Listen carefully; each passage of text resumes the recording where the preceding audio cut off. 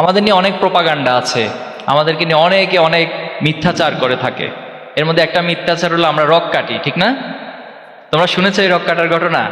আজকে নিঃসন্দেহে একজনও রক নিয়ে এখান থেকে যেতে পারবে না, আশা করতেই পারি। তো আমি মাঝখানে একটা প্রোগ্রামে গিয়েছিলাম, ওইখানে জিজ্ঞাসা করলাম যে কারা কারা শুনেছেন যে শিবির রক কাটে। সেখানে প্রায় 60% শিক্ষার্থীরা হাত তুলছে, আমি শুনেছি শিবির রক কাটে।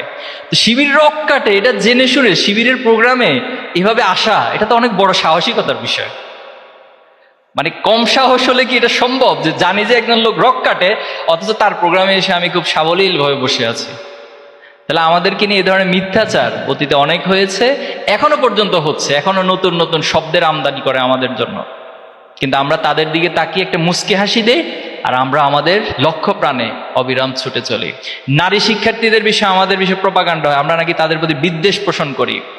অথচ ইসলাম নারীদেরকে সবচেয়ে সম্মানিত করেছেন। আপনি যদি জাহিলিয়াতের সে সময়গুলোকে স্টাডি করেন, ইসলামের পূর্ববর্তী সময়গুলোকে, নারীদেরকে একেবারে একটা বস্তু হিসেবে, একটা প্রোডাক্ট হিসেবে চিন্তা করা হতো। শুধু তাই নয়, কোনো অভিভাবক, কোনো পিতামাতার ঘরে নারী সন্তান জন্ম নেওয়া মানে এটা তার জন্য লজ্জাকর একটা বিষয় ছিল, এবং জীবন্ত সেই নারী সন্তানদেরকে কবর দেওয়া হতো।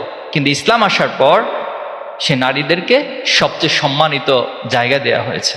নিঃসন্দেহে হাদিসটা তোমরা শুনেছো, আল্লাহ রাসূলুল্লাহ সাল্লামকে একবার জিজ্ঞেস করা হয়েছে যে আমার কাছে পৃথিবীর মানুষদের মধ্যে সবচেয়ে সম্মানিত কে? তার রাসূলুল্লাহ সাল্লাম বলেছেন তোমার মা। বলেছে এরপরে কে? তোমার মা। এরপরে কে? তোমার মা। এরপরে কে?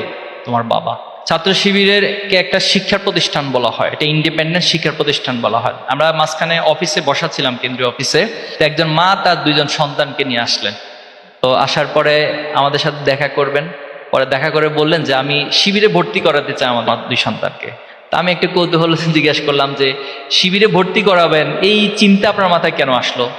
তো বললে যে আমি তোমাদের অনেকগুলো ইউটিউবে ভিডিও দেখেছি, তোমাদের কার্যক্রমগুলো দেখেছি, তোমাদের ওয়েবসাইট থেকে তোমাদের সিলেবাসগুলো সব আমি দেখেছি। আমাদের সিলেবাসও কিন্তু আছে একজন শিক্ষার্থীকে কিভাবে করে নৈতিক মানে উন্নত করতে হয়, এই সমাজের জন্য, রাষ্ট্রের জন্য গড়ে তুলতে হয়, সেসব কারিকুলাম আমি দেখেছি। আমার কাছে মনে হয়েছে এটা এক ধরনের শিক্ষা প্রতিষ্ঠান।